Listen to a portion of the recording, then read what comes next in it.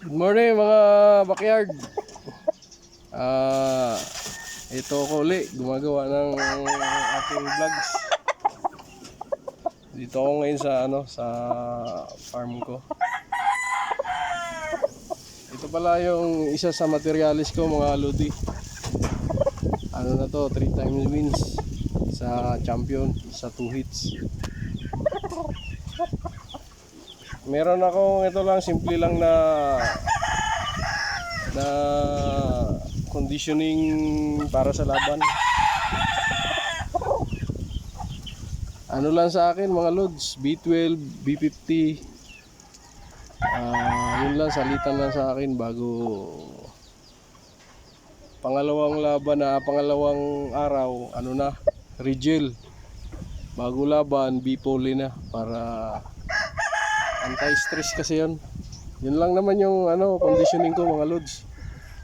Simple lang para sa mga yung mga backyard breeder.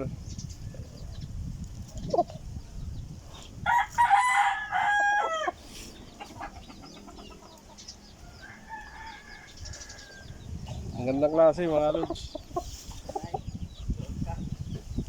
Ito yung isa sa pinapadami ko rin. Ang magandang klaseng manok to. Pambreed.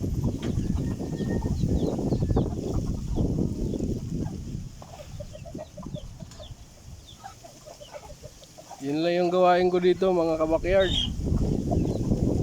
Palahi lang ako ng manok.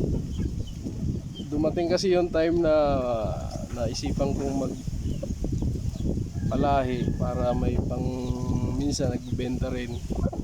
Minsan naglalaban din ako. Yun lang yung routine ko. Pagka mayroong gustong bumili, nagbebenta rin ako mga lods. Minsan naglalaban.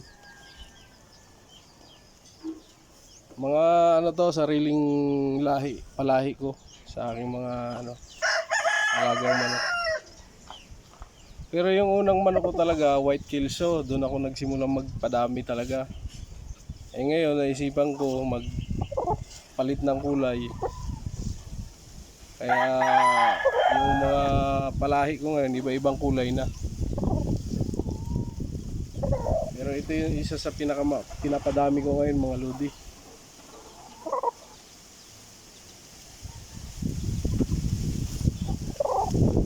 Yung maintenance ko lang ng patuka ko rito, Enerton. Bago honey, hinahaluan ko ng honey.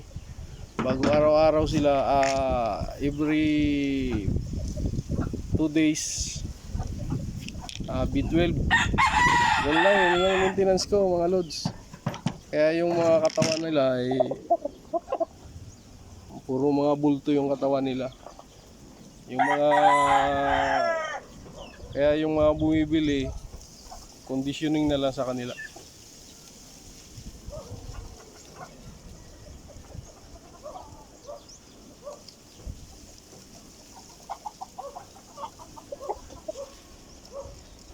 What's up nga pala sa mga sa mga tulad kong kabakyard din, sana tuloy lang tayo.